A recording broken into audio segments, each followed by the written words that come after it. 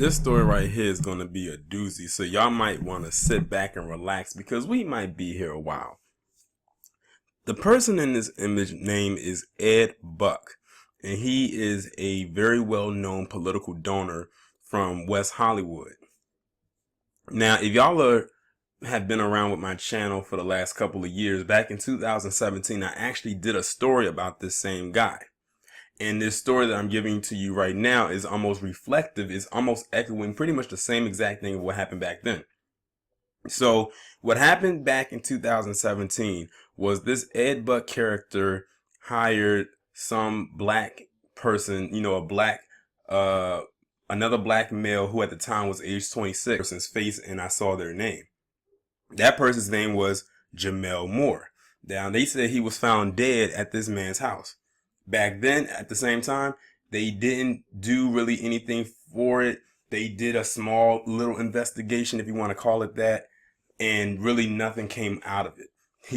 And when I say he, I'm talking about Ed Buck, pretty much walked away from that situation unscathed. Now, let's fast forward to 2019, where now a second dead black man who happened to be gay was found dead inside of Ed Buck's home, pretty much under the same circumstances as the one from 2 years ago. Only difference was this guy, they say according to the article, was in his 50s. The other one was in his late 20s.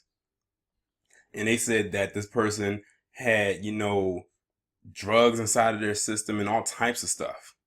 They said when this person was found dead, they said Ed Buck was in the shower. I find it very hard to believe that happened. I mean, what is the coincidence that you have two black gay men both die inside of your home? You are there. It's not like he's not there. He is present at his home when these two men are found dead.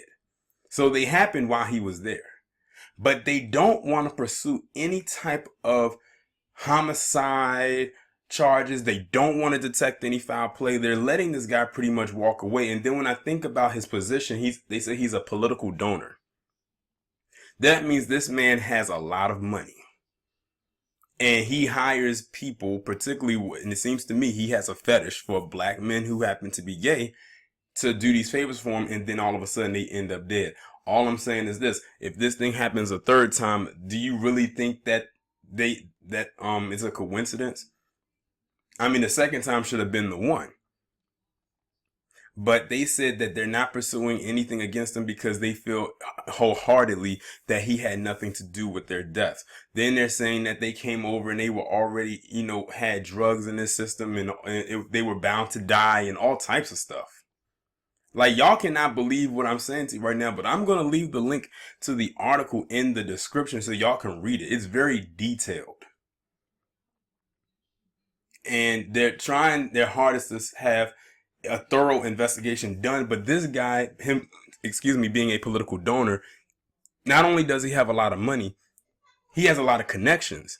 He has a lot of influence. That means he can make stuff disappear, which means he has a lot of power. I mean, the fact that not one but two black men were found dead inside of your home, and no one bats an eye and say that, oh, this was foul play, or this was a homicide, or this was murder, and they're not pursuing any type of charges against them. Like, let me scroll down a little bit to, it was one part in here that I wanted to read. I hope I can find it. Like I said, this is a pretty lengthy article. It was one part when they were saying that they felt like they are turning a blind eye to this incident. He has been known to solicit young gay black men. This is just something he does. It reminds me so much of Jeffrey Dahmer. The only difference is I don't know if this guy has cut up his victims and ate them, but it's the same kind of play. Jeffrey Dahmer basically solicited sex with young gay black men or other men who were not white. We all know what happened to Jeffrey Dahmer. The same thing needs to happen to this guy. But I think this guy is in a bigger position to protect himself because of his influence and because of his wealth, unlike Jeffrey Dahmer. Now, I have a question to the people who are black and a part of the LGBT community. How come y'all have not sounded off about this?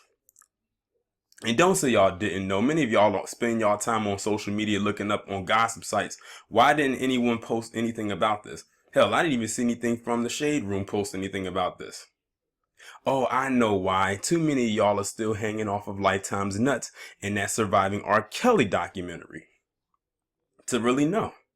Hell, now that I think about it, when that thing happened with him 2 years ago with Jamel Moore, they didn't make that much noise about that either. Oh, let me guess. Lamestream Media and Miss Ann and Mr. Charlie told you not to make any noise about this, so you didn't. They didn't tell you to be outraged. Now, here's two gay black men who are dead who are part of that community, and I haven't heard them make a peep out about this as of yet.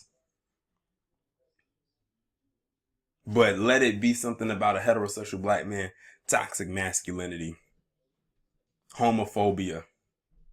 But here you have a guy who is white and clearly he's gay. He has to be. Who has not one but two deceased bodies of black gay men in his house, and nobody bats an eye. But then again, he's in West Hollywood. I'm very sure that this is probably just the tip of the iceberg of things that goes on out there. That's really all I have to say as it pertains to this. I'm going to leave the link to the article in the description. I just gave you the summarized version of this story.